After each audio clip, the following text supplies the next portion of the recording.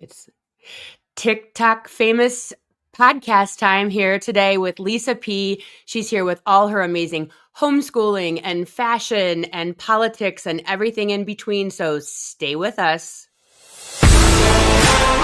You're listening to the TikTok Famous Podcast, where viral fame meets raw reality. Join your host, Meredith Willits, as she dives deep with your favorite creators to uncover the real stories behind the scroll, the highs, the lows, the algorithm chaos, and everything in between. This is not your average interview. This is the TikTok Famous Podcast. It's me, Lisa P. Hi, thanks for having me. Thanks so much for being here. I'm so excited to talk to you today because you are I wore a blouse today in honor of my fashion icon that you are. Everyone just please follow her for her fashion and politics and homeschooling and everything in between but the fashion. I love a good outfit and a good accessory.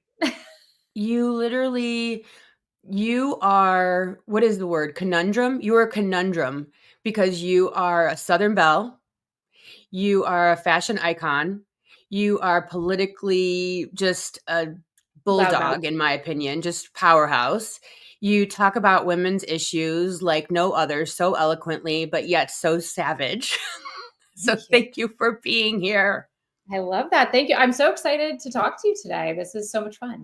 Yeah. So as I ask everybody, because this is what this show is all about, why in the world would you put yourself out there on TikTok and why'd you start recording?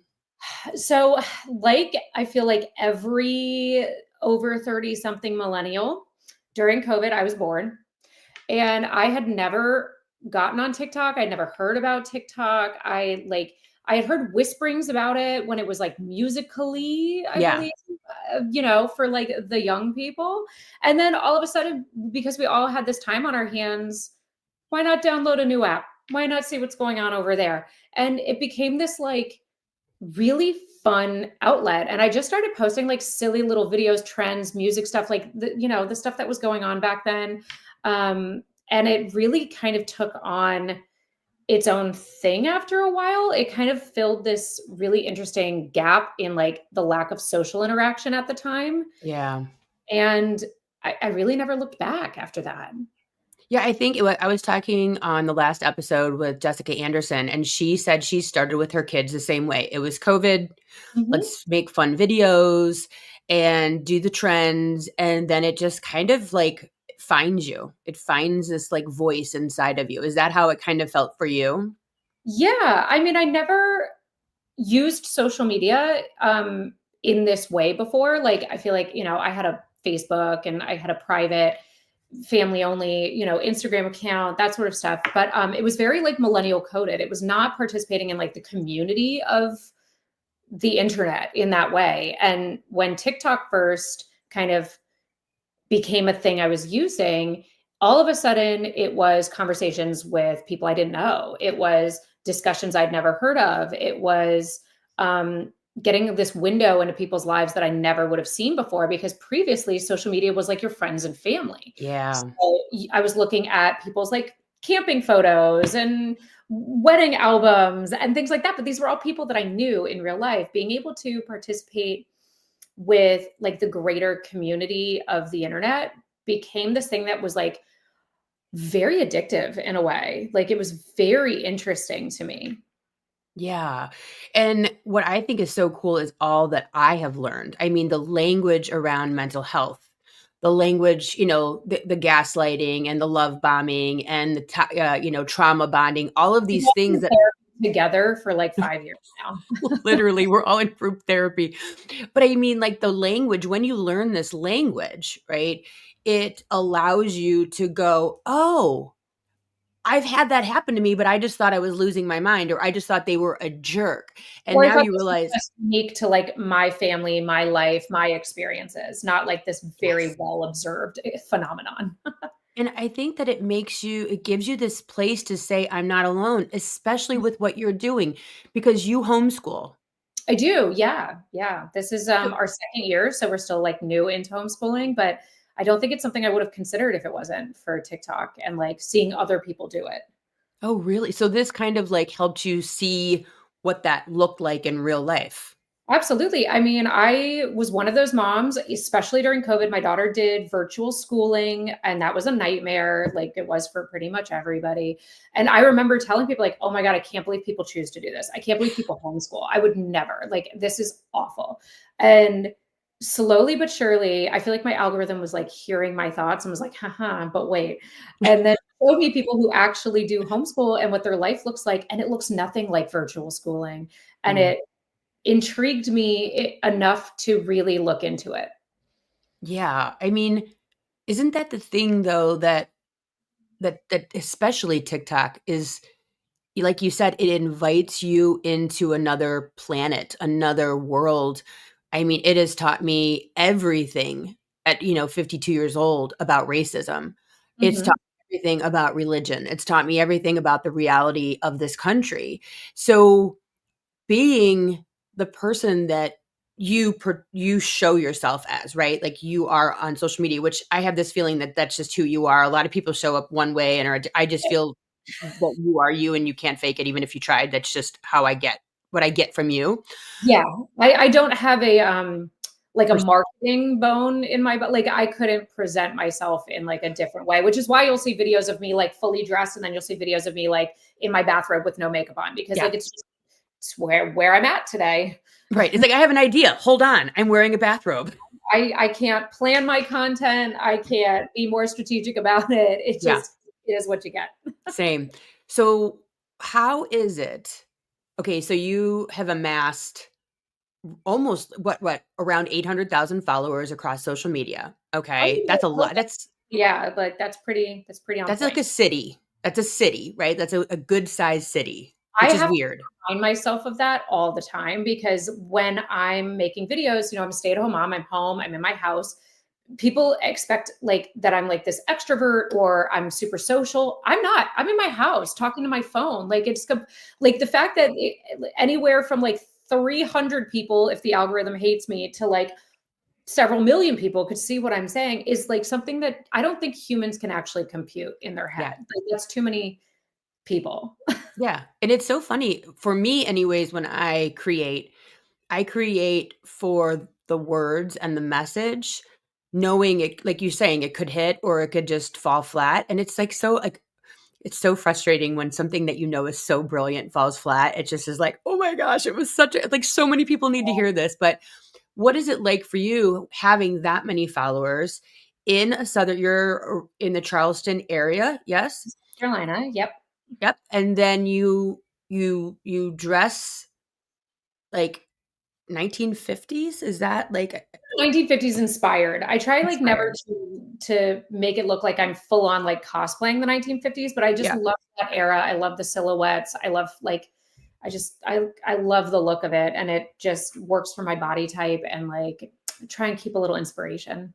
Yeah, I mean, the earrings, the hair that you wear, your picture for this episode is like with the bandana, like you're just everything, but your views politically are very liberal.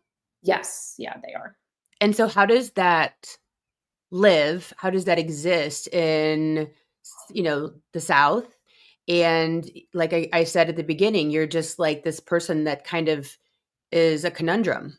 Yes, I'm hard for people to figure out, especially if you're first meeting me, because I think, especially being in the South, I think when you look at like a feminine presenting homeschooling stay-at-home mom white lady, like the assumption is pretty safe that she's super conservative, right? So Yeah. like I don't hate people for having that assumption because I would have that assumption. But I am a transplant. I'm originally from New York. Mm. My family is originally from Canada. I grew up in a Democratic era. I grew up in like Clinton era Democrat New York. Okay. For better or worse. All right. Like we know more things now, but like Right.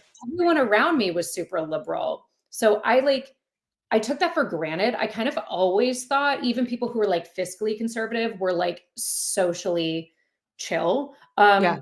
Then I moved to the South. So like, no, that's not exactly everybody's belief system. And I've really had to reconcile with that like and that's probably one of the best things, in my opinion, about somebody traveling or moving to different parts of the country is you realize that like your point of view is definitely not the norm in a lot of different places. So when I first moved here, it was a shock, like absolute culture shock for me. I grew up in the suburbs of Manhattan. I grew up going into the city. It's a very multicultural area. It is a very like I don't remember anyone talking about politics from the right side of the aisle. So like it was a completely different place. And living in the South, first of all, I was like usually most people's like first Jewish person they had met. So like that Mm, was really interesting. All of a sudden yeah. I was diverse, which I'm like, okay, that's that says a lot more about you than it says about me.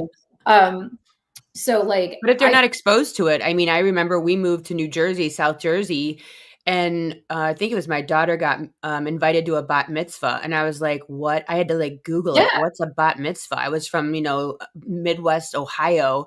yeah, I there's not a didn't. lot of us out there. Yeah, it was wild. And then I moved to Jersey, and it was like time to go to a bar mitzvah. Get out. Like time to go to a bat. And I'm like, now I Yeah. know the language. Now I know The the jargon. Quinceañeras and the sweet 16s and the bar and bat Yep. mitzvahs, like this was just part of the regular like social Yep. lexicon of where I grew up because I grew up around a lot of Catholic people. So like there was just this understand like our school got off for Yom Kippur and the high holidays. So like when I came here and I was like, oh, okay, y'all have like this is not how this operates. Everyone here is very like evangelical, very religiously Christian, very conservative. It was just a completely different social aspect. And I have to say, it was also a lot different when I first moved here, at least like in the forefront.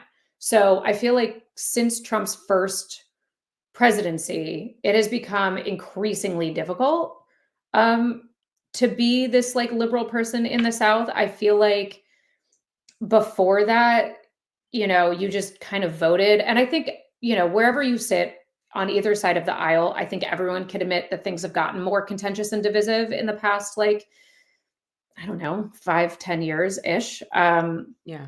So it was a different time back then, but it was still a massive learning curve for me to like realize the situations I was in and where everybody landed. And luckily, I like happened to meet my husband like right off the plane, like in Charleston. And him and all of his friends are like liberal hippie surfer kids. So like we had a nice little bubble. Yeah. And how does your husband deal with you being famous, TikTok famous, social media famous with this, very forward public? Do your friends know? Do your kids' friends know? How do you deal with that? No, like it's not something that I ever like advertise, like, hey guys, I'm doing TikTok. Like, because I do in my head, in my delusional mind, think like, oh, this is just for me. I just, Mm, yeah. yeah, I'm just making my little videos in my little house. Right. No, just use these. but yeah, the weirder thing is when people will not mention it to me, but then I see that they like started following me and I'm like, oh, now they know everything I'm saying. Yeah. Um, but it doesn't come up in like conversation. Funny enough, one of my close friends now, she like we had this really strange like meet cute at our sons were in school together and we met in person. She was the school mom, so like I knew of who she was and I knew like her son's name and I knew our kids were kind of friends, but it was still COVID, so like I never got to meet her in person. And when I finally got to meet her in person, she was like, "Wait, I know you're on my TikTok. What are you doing? What are you doing here?" And I was like, I'm my son's mom." And she's like, "You're his mom?" And I like, it was Ah, just this hilarious. Like she knew me from the internet, but we had already been conversing in real life. And then when the dots got put together, it was almost like the first date friendship meeting had already happened because now you know what you're getting. yeah, literally. Like I always tell my husband, if you want to know what's going on in my head, go watch my videos because I am like you. Like I tend to be more, what do they call it? Like an introverted extrovert. So like I can put it on, like I can do this, right? I can do the thing. I can hold a room for 2 hours, whatever. And then I like scurry off back. You know what I mean? Like, My whole yeah, into my cave. But yeah, like I tend to not be a sharer. And I don't know if maybe my ideas I'm weren't a necessary. loudmouth person too, but I've got to like it's like not first meeting. I always tell Yeah. people like how you see me online is how I talk to like my closest friends or people I feel Right. completely safe like expressing myself with. So like Yeah. if you meet me in person, that's not necessarily the version of me you're gonna get. You're gonna get like first meeting, polite, like barrier, Yeah. social barrier, right? Like Yeah. as you would with any first meeting of a person, you just now know like everything I've ever said. So it's different. Yeah, it is so funny. Like, so when you were a kid, so like when I was a kid, I wonder this about, and I think that's going to be my question for pretty much everyone, so it's not just you. Were you a person that was maybe not listened to as a kid and now you've got this great place to dump, or like the things that you were said? Yeah. So I was a very quiet kid. I was a humongous people pleaser. I was very quiet. I kind of came out of my shell and came into a little bit of my voice in college when I got around like a really solid group of female friends who were much more extroverted than I was. Um, and that was maybe the first time I had found a voice, but it was still very juvenile. It was very I was still very self-centered. I was still figuring out who I was. I like to say if you knew me before, my frontal lobe developed, like we're just gonna say that that was a phase, okay? Um, but yeah, I was very shy. I wouldn't, especially with like authority figures or being combative in any way. Um, I would absolutely never speak my piece ever. Yeah. So it's very interesting that you ask people that because yeah, I didn't really have a voice as a child. Because the Uh, phone has to listen. well, it has to listen and it can't talk back, so like that helps. Uh, Yeah. but that's where the comments come in, and that's where the thing about being a creator is you are putting this out into a completely unregulated sphere of public opinion, right? You don't get to choose who's going to see it. Sometimes the wrong people see it. Yeah. Um, and uh, you don't get to control how people interact with your content. And that has been a really big lesson. I think every creator's had that lesson for sure. I don't think you can continue making content if you don't get over that in some way. Develop a thick skin, stop looking at comments, whatever your coping strategy is. Um, but I think for me, as somebody who is always scared of like confrontation, it's given me almost like this safe space to like Yeah. stretch my like cojones a little bit, be like, I don't have to actually listen to you. You're a stranger on the internet who doesn't know me. So like, you can kind of find your own voice and realize whose opinion and what combative comments you're willing to give your energy to. And it's definitely helped me in my real life too. Well, I think one thing too is that I've learned anyways, and it's not everyone has to get me. Not everyone has to understand Oh, or agree with. I have Yeah. a massive problem with people misunderstanding me. I hate being misunderstood Yep. because I feel like I articulate my position and my thoughts really well and very thoughtfully. So if somebody like, especially people online who can just purposefully, take it as like something negative, purposefully misunderstand you, willfully misunderstand you. Oh, that's my least favorite thing to It's the happen. worst. And then you try to make a follow-up video and Like, 4 no, people see it. listen. Yeah. And you're like, "Wait, back up." Yeah. Why is the one that's getting like growing legs, have 100,000 views and the one that I'm really like dialing it in? Yeah. So I think that like it's such a cathartic piece to go through the social media and find your legs and find your voice and get that thick skin when you are out in the real world, so to speak, and you look the way you look, you dress the way you dress, the 50s inspired white woman, female presenting in the South. How do you deal with, because I had this situation happen to me yesterday, honestly, and I'm in Chicagoland. How do you deal with someone maybe assuming that you are on the right, that you are maybe okay with racism, and that they don't know you like that who you are, you know what I mean? And they think they can say those things. So, in my opinion, that has to come with a lot of grace. I am okay with people making that assumption. It's my responsibility to make sure they know I'm not that person, Yeah. which means a random person on the street, it will never go past that surface level assumption. People that I have acquaintanceships with, it's up to me to stand firm in who I am and express that. Um, Especially when it comes to, like, I go to a lot of influencer events and things like that in Charleston, and there are always Black women, there are always people of color, there are also always members of the LGBTQ community. It's my responsibility, with all of the privileges that I occupy, to let them know that I'm not that way, or at least that I am an active participant Yeah. in anti-racism and anti-bigotry. And that's just the onus of responsibility, that I feel like isn't really that much work on my part. It's the Yeah. But least it I can. is weird. Like, I did have a situation yesterday, like I said, and it was not the right place. It was at a kids event. So I just kind of, smiled and went, "Hmm." Made I like just a comment that they thought you would be like cool with. right. Yeah. Yeah. I mean, it's amazing how many people think that you're going to be cool with it. Like, oh, you live in a white suburban neighborhood, you're white, you're going to be cool with basically any type of ism. Yeah. And it is very bizarre. I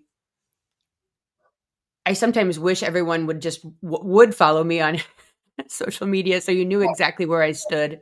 10-second intro clip so you like can Like, put in your here, mouth. here's where I stand on everything.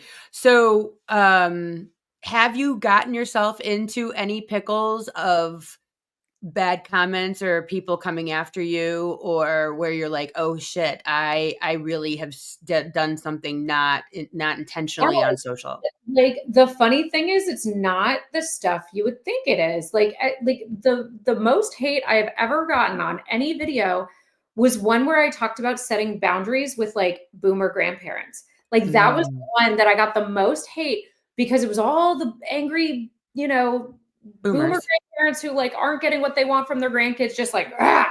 Like, putting it all onto me for my video. And the funny thing is, like, me and my parents, like, see, it was just about setting, like, healthy boundaries within a relationship. It wasn't like, "You should cut off, you're terrible." You know what I mean? Like, it wasn't Yeah. even that bad, and that's the one I got the most hate on. The political ones, or the ones where I talk about, racism, or especially I've really started to kind of delve into, because of how I present. I talk a lot about the trad wife trends, and I talk about feminist issues, because I don't ever want somebody to, like, look at me and get it twisted that I think, like, oh, women should be in the home. Like, no, absolutely not. And we're going to talk about why, and we're going to talk about the history behind it, and we're going to talk about domestic labor, and we're going to talk about racism, and we're going to talk about slavery, and how slavery transitioned to Jim Crow, and how, like, all of these things all coexist together, and they're all part of this propaganda of the housewife and of the stay-at-home mom, and of this, like, propaganda picture of wifehood and motherhood and stuff like that. So I've gotten really into talking about that, and those are the ones I'll get a, like, reasonable amount of hate on, but it's usually people being like, "Ugh, why do you have to make everything, like, why do you Racy have to, based. yeah, like, why do you have to make everything so about color? And why do you have to talk about," I'm like, "This is just history, okay? Yeah. Like, if it's your feelings, that's something you should unpack." Um, And you just had a hot take on Meghan Markle. I loved your video talking about, like, Thank you. how arranging flowers, Yeah.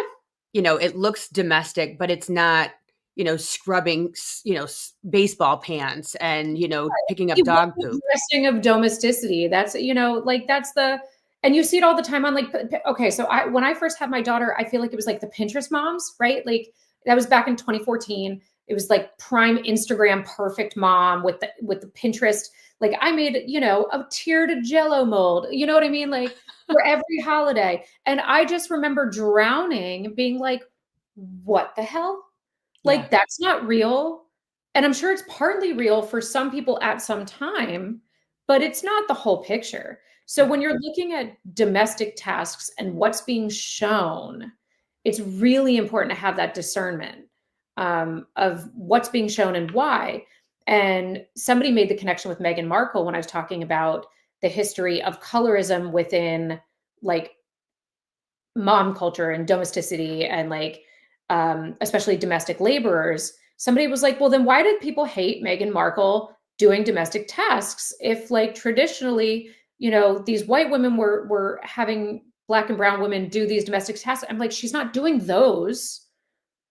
She's showing the Martha Stewart of it all. Yeah. Like that's the performance. The performance is what she's doing. She's doing it great. Love it. But it's not new. It's just new to see this type of woman doing it. And that's what people have an issue with. People Yeah, don't. and it's so interesting because like I had a bunch of stuff go viral about the trad wife content. I think I actually recommended you a TV show reached out to me. I think I actually recommended you to for them to speak to. If not, I'll have to remember, but I'm pretty sure I told them about you. Oh, nice. Um, but sidebar, but I think it's so interesting that we're talking about this because you could embody what a lot of people would think is a trad wife, the ballerina farms and the all of those creators that show up looking cosplay, not Yeah. inspired necessarily as the 19 they are literally trying to embody the Oh, there's one, I'm 1950s. not gonna say names, but she bothers me a ton, but I'm not Y- gonna say names. But she full cosplay of the 1950s, full like, "You should serve your husband, it's the Yep. greatest honor. God put women on earth to serve their husbands and their Lord, Yeah. husband of the household," and I'm just like, "Ugh." Just Have a martini ready at 5:30, right? Lift your yeah, lipstick, get those your face ready. people, the Yeah. whole thing. Like this was a lie back then. Like this was never true. I mean, it might have been true for a very small percentage, but most of this like cosplay of trad wives comes from propaganda and marketing material from the 1950s. It wasn't necessarily their like actual day-to-day lived. This is the June Cleaver of it all, you know? And It's they had a servant and yeah, they were on domestic benzos. laborers for upper middle class families were almost standard. Like, and I'm not talking about working class families. People always get in my comments. They're like, my grandma didn't. I was like, then she's not who I was talking about. Right. Like, but upper middle class and upper class white women had easy, number one, they could all own a home, right? And live on one income. Um, Houses and manufacturers started to make kitchens and cars and vacuums and everything with the idea that a woman was at home all the time. Doesn't mean it was always the wife, and it doesn't mean it was always the wife alone. A lot of keeping up appearances is also like being able to hire a domestic. There's this like status of it, and sorry, not to like completely divulge onto my soapbox, No, but yeah, I love it. one of the most recent videos I said is like, this is going to be really interesting because, the way our parents grew up, the economy our parents grew up in is not the economy that, let's call it like millennials, middle-aged people are living in now, right? So if you were upper middle class back in the 80s and 90s, your standard of living looked a lot different than it does now if you're considered upper middle class, regardless of like where you fall on the income stream. Um, and what we're seeing is more and more of these like conveniences and luxuries, like having domestic staff members. And I'm not talking about like the once a month cleaning lady. That's not the same job, right? I'm talking about No. like every day in your home, organizing, picking up the kids, making dinners, making Yeah, lunches, like no. that sort of thing is going away. Like it's not accessible to Yeah. most people, even in the upper middle classes anymore, where it used to be. So what we're seeing is this like uptick of women having to figure it out, the stay-at-home moms having to figure it out with less and with less skill And less time and less time. Yes, and because more pressure. So and you need to have your lipstick on and you need to have your skirt on. And and what's you so also interesting, need to go do a 9 to 5 because now we're all, not all, but like a lot of us, two income households. two So income like households. it's bananas. Yeah. And look good doing it. And so that's what I love about you is because it's almost like, "Oh, hi, check out my skirt, check out my earrings, check out my headband, and PS, I'm gonna sit here and tell you why it's all a crock of shit." Yeah. Oh, it's Like all like the whole because I never aspired to be a stay-at-home mom. Like this was never like I grew up in a very like education centered community, and I feel like the Jewish community is very much like that, along with like many other immigrant communities. Yeah. Education, higher education, and like white collar jobs were really like the only thing that is considered socially acceptable generally Yeah. from like the culture I grew up in. So when I became a stay-at-home mom, it was almost like this like, oh, because I went to college, I'm educated. I could have gone to like get another degree and get a higher, but I wanted to cook. That by itself was like kind of taboo, like kind of unheard of, right? Yeah. Because it wasn't a white collar profession. So I grew up under the mindset of I ended up a stay-at-home mom because of circumstance and life choices, like consequences of me choosing a job where I didn't make a lot of money was that when push came to shove and daycare was expensive, guess who wasn't going back to work? Me. Yep. Yeah, like, and that's a common experience with millennial women and Gen X women, and like, um, but it wasn't like I had this halo about my head that this is like my calling in life. It just worked out this way. I'm still Yeah. doing the same job as these trad wives. I'm just doing it with a much different ideology behind it. Yeah. And like, I love when you talk about, because I think so many people don't get the difference between real, labor, household labor, and performative. And the performative would be showing me baking bread and arranging flowers. For the listeners that aren't watching you on TikTok and hopefully now will, it's me, Lisa P. And actually like sitting there in like sweatpants and a sweatshirt with no bra, folding laundry on a Monday morning and, packing lunches, with bags under your eyes and your hair all out. Like there's a very different thing between, what you can do and what has to be done and how that's played out on social media and the pressure that that puts on all women Yeah. to bake bread. Cause I'm not baking bread. I love We everybody, all but they take do have, credit, but, like, I'm also not gonna record it because I'm busy. Like, I got my hand I'm making the bread. Like, I'm also right. not like, it's, I find it so interesting because right after and I saw that I think because I had my first 2 kids, like, 2014, 2016, the, like, social media sphere was so different, especially when it, like, embodied motherhood at that time. I firmly had kids in the Pinterest perfect mom era and then watched the like hot mess mom phenomenon. So like I feel like my content shows both.